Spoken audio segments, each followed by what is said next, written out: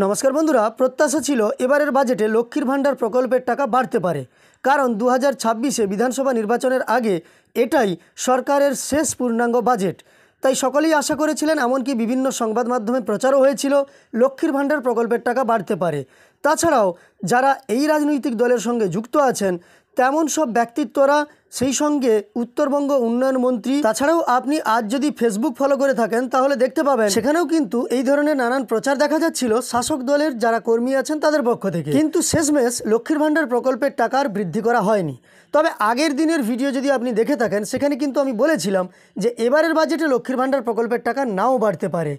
কেন লক্ষ্মীর ভাণ্ডার প্রকল্পের টাকা বাড়ানো হলো না সেই নিয়ে আমার যা যুক্তি সেটাও আপনাদের আমি আজকের ভিডিওর মাধ্যমে দেখাবো। তবে ভবিষ্যতে লক্ষ্মীর ভাণ্ডার প্রকল্পের টাকা কি বাড়তে পারে এই নিয়ে সাংবাদিকদের প্রশ্নের উত্তরে মাননীয় মুখ্যমন্ত্রী মমতা বন্দ্যোপাধ্যায় কী জানিয়েছেন সেই সম্পর্কেও দেখাবো। তাছাড়া যারা নতুন আবেদন করেছেন দুয়ারে সরকার ক্যাম্প থেকে 2025-এ তারা কবে লক্ষ্মীর ভাণ্ডার প্রকল্পের টাকা পাবেন এই নিয়ে মাননীয় মুখ্যমন্ত্রী কী জানিয়েছেন সেটাও দেখাবো। একে একে আমরা সমস্ত তথ্যগুলি দেখব এবং বিশ্লেষণও করব। সেই সঙ্গে বাংলার বাড়ি প্রকল্প নিয়ে মাননীয় মুখ্যমন্ত্রী কী জানিয়েছেন, পিডব্লিউএলরা কবে টাকা পাবেন এবং যারা প্রথম কিস্তির টাকা পেয়েছেন তারা দ্বিতীয় কিস্তির টাকা কবে পাবেন সেই নিয়েও কিন্তু আগামীকাল বিস্তারিত ভিডিও আপনাদের আমি দেব। তো চলুন এখনকার ভিডিওটি লক্ষ্মীর ভাণ্ডার সম্পর্কিত তথ্য নিয়ে ভিডিওটি শুরু করা যাক।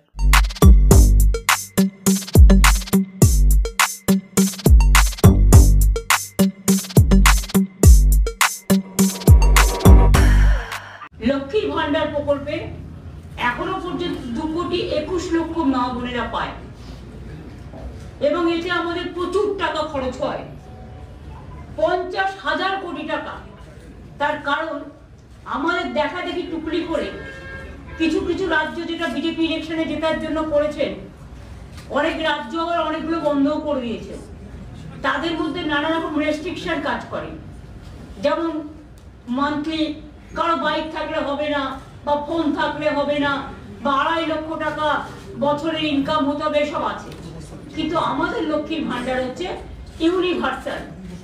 একটা ফিগার আপনাদের মার্ক করার জন্য আমি বলছি, দেখবেন আমার নবম দুয়ারে সরকার পর্যন্ত 12 কোটির ওপর মানুষ এসছেন।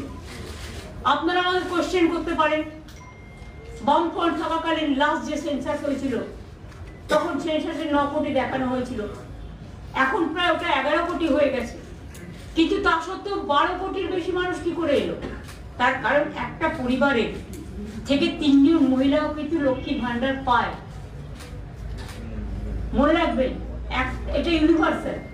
একটা পরিবারের কেউ একজন কন্যাশ্রীও পাচ্ছে, লক্ষ্মীর ভাণ্ডারও পাচ্ছে, রূপশ্রীও পাচ্ছে, আবার যদি কেউ কিষাণ হয় কিষাণ ভাতাটাও পাচ্ছে।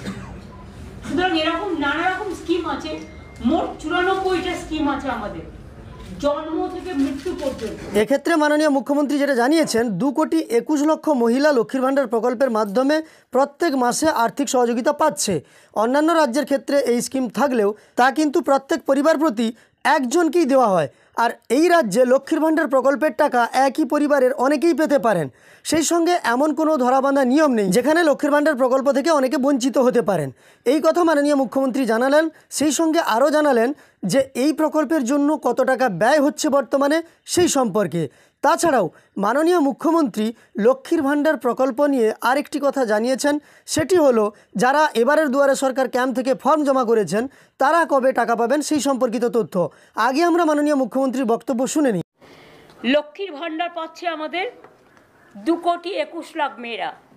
তাছাড়াও এবারে দুয়ারে সরকারে আরও কয়েক লাখ এসছে, সেটা আমরা আস্তে আস্তে ক্রস চেক করে ফিল্ড সার্ভে করে আমরা সেটা দেখে নেব। এক্ষেত্রে আপনারা শুনতে পেলেন মাননীয় মুখ্যমন্ত্রী যেটা জানালেন, লক্ষ্মীর ভাণ্ডার প্রকল্পে যারা নতুন আবেদন করেছেন সেগুলোকে এখন ক্রস চেক করা হবে, অর্থাৎ আবেদনপত্র যাচাই করা হবে, তারপর পরবর্তীকালে জানানো হবে তারা কবে থেকে টাকা পাবেন। মানে সুনিশ্চিত করে তেমন কিছু বলা হলো না লক্ষ্মীর ভাণ্ডার প্রকল্পে যারা নতুন আবেদনকারী তারা কোন মাস থেকে টাকা পেতে পারেন এই প্রসঙ্গে কোনো কিছুই। অর্থাৎ লক্ষ্মীর ভাণ্ডার প্রকল্প নিয়ে এবারের বাজেটে এবং বাজেটের পরে মাননীয় মুখ্যমন্ত্রীর সরাসরি সাংবাদিক বৈঠক থেকে তেমন কিছু কিন্তু ঘোষণা করা হলো না। এই বিষয়ে আমার সম্পূর্ণ ব্যক্তিগত যা মতামত, আমার যা মনে হয় সেই ব্যাপারে আপনাদের জানাচ্ছি। আপনি আপনার মন্তব্য কমেন্টে জানাবেন। হয়তো এই লক্ষ্মীর ভাণ্ডার প্রকল্পের টাকা বাড়বে, তবে তা ২৬-এর নির্বাচনের আগে যখন ইস্তাহার প্রকাশ হবে তখনই হয়তো মাননীয় মুখ্যমন্ত্রী সেখানেই উল্লেখ করতে পারেন, কিংবা যখন ২৬-এর নির্বাচনের জন্য প্রচার করবেন তখনই হয়তো কোনো সভা থেকে এই ধরনের ঘোষণা করতে পারেন মাননীয় মুখ্যমন্ত্রী। সে কারণে লক্ষ্মীর ভাণ্ডার প্রকল্প নিয়ে এবারের বাজেট থেকে কোনো কিছুই ঘোষণা করা হলো না। দ্বিতীয় কারণ, ২০২৪-এর বাজেট থেকে আপনারা জানেন লক্ষ্মীর ভাণ্ডার প্রকল্পের টাকা বাড়ানো হয়েছে ৫০০ থেকে ১,০০০ এবং ১,০০০ থেকে ১,২০০ করানো হয়েছে। তো সে জায়গায় আবার এবছর বৃদ্ধি করলে প্রত্যেক বছর যদি বৃদ্ধি করা হয় সেক্ষেত্রে ঘাটতি হতে পারে রাজ্য সরকারের। যদি বিধানসভা নির্বাচনের আগে সেই ঘোষণা করা হয় তাহলে কিন্তু এক্ষেত্রে রাজ্য সরকারের ১,০০০ টাকা বেড়ে যাবে, অর্থাৎ রাজ্য সরকার যে টাকা খরচ করে লক্ষ্মীর ভাণ্ডার প্রকল্পে তা যদি বাড়ানো হতো তাহলে যে খরচ হতো এক বছরে সেই টাকা কিন্তু আর খরচ হবে না।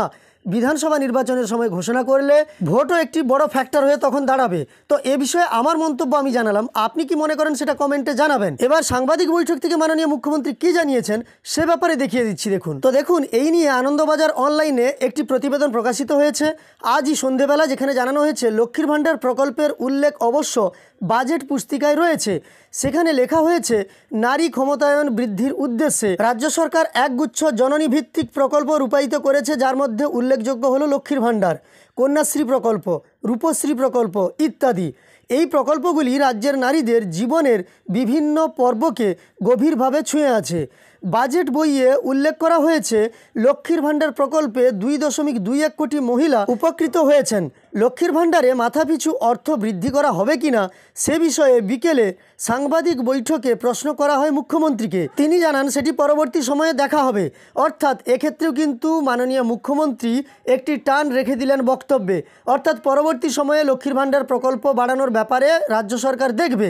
তো সে কারণেই আপনাদের আমি এই কথাটা বললাম যে হয়তো ২৬-এর নির্বাচনের আগে ঘোষণা করতে পারেন মাননীয় মুখ্যমন্ত্রী, কিংবা নির্বাচনী ইস্তাহারে তা উল্লেখ করা হতে পারে। এক্ষেত্রে সম্পূর্ণ সংবাদটা আপনাদের আমি দেখালাম না, কেবলমাত্র লক্ষ্মীর ভাণ্ডার সম্পর্কিত যে অংশটা উল্লেখ করা হয়েছে সেটাই আপনাদের দেখালাম। তো আজকের ভিডিওর মাধ্যমে লক্ষ্মীর ভাণ্ডার প্রকল্পে টাকা বৃদ্ধি নিয়ে বাজেটে কী ঘোষণা হয়েছে, পরবর্তীকালে কি হতে পারে, নতুন যারা আবেদন করেছিলেন তাদের জন্য কি ঘোষণা হয়েছে, সব কিছুই শোনালাম এবং আমার মন্তব্য আমি জানালাম। আপনারা আপনাদের মন্তব্য কমেন্টে জানানোর সঙ্গে সঙ্গে এই ইনফরমেশনটি হেল্পফুল মনে হয়ে থাকলে একটি লাইক করে আমাদের উৎসাহিত করার সঙ্গে সঙ্গে এই চ্যানেলের সঙ্গে যুক্ত থাকতে চ্যানেলটিকে সাবস্ক্রাইব করে পাশে থাকা নোটিফিকেশন বেল আইকনটা অল করে রাখবেন। ভিডিওটি শেষ পর্যন্ত দেখার জন্য অসংখ্য ধন্যবাদ।